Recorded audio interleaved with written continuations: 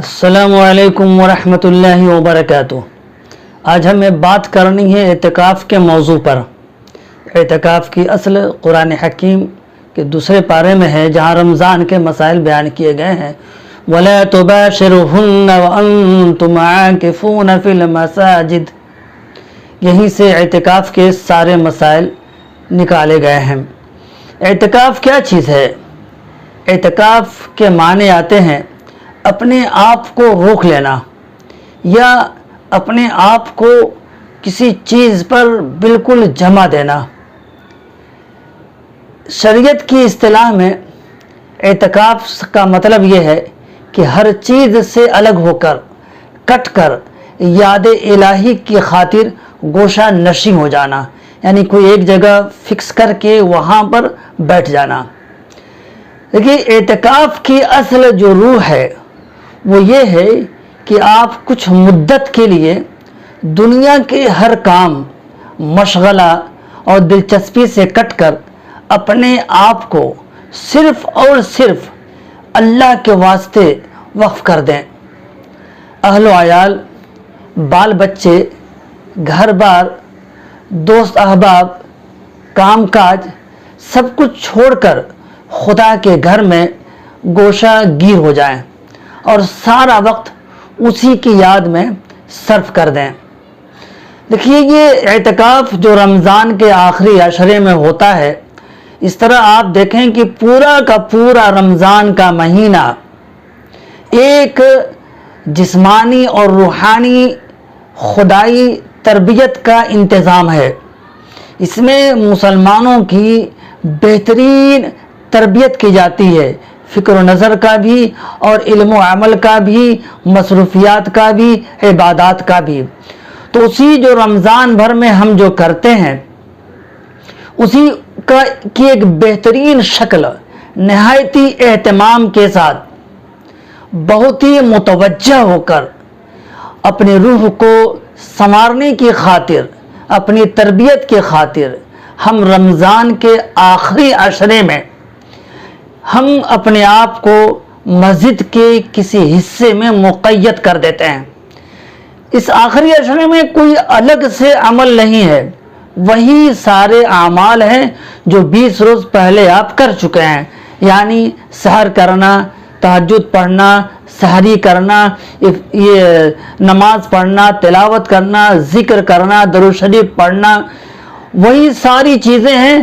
مگر یہ آخری عشرے میں، کیونکہ اس میں شب قدر بھی آنے والی ہے، اس لیے پورے اہتمام کے ساتھ سحری سے لے کر افطار تک اور افطار سے لے کر سحر تک ایک بندہ اپنی روحانی تربیت کے لیے، اپنے نفس کے تزکیے کے لیے وہی سارے اعمال کو بڑی توجہ کے ساتھ، بہت ہی انہماک کے ساتھ یہ اپنے آپ کو وقف کر دیتا ہے۔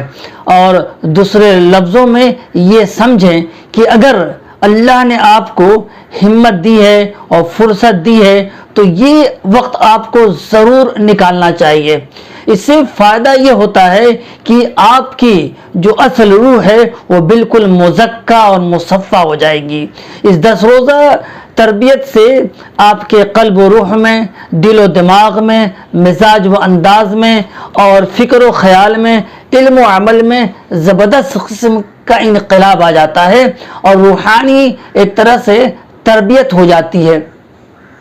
تو مقصد بھی یہی ہے کہ بندے کو ایک خاص تربیت کے مرحلے سے گزارا جائے کہ وہ یہ 10 روزہ تربیت کے نتیجے میں وہ سال بھر اللہ کے رنگ میں رنگ جاوے۔ صبغت اللہ ومن احسن من اللہ صبغہ ونحن لہ عابدون، کہ بندہ خدا کو سب کچھ سمجھے، اس کے احکام کے مطابق اپنے آپ کو ڈھال لے۔ تو چونکہ یہ 10 روزہ تربیتی اعتکاف کے کورس میں اس نے وقت کی زبردست پابندی اختیار کی، پاکی ناپاکی کو اچھی طرح سے سمجھتا رہا اور عبادات کا بھرپور خیال کرتا رہا، ذکر اذکار میں لگا رہا، اور اس نے اپنی پوری توجہ خدا کے لیے فارغ کر دیا تھا۔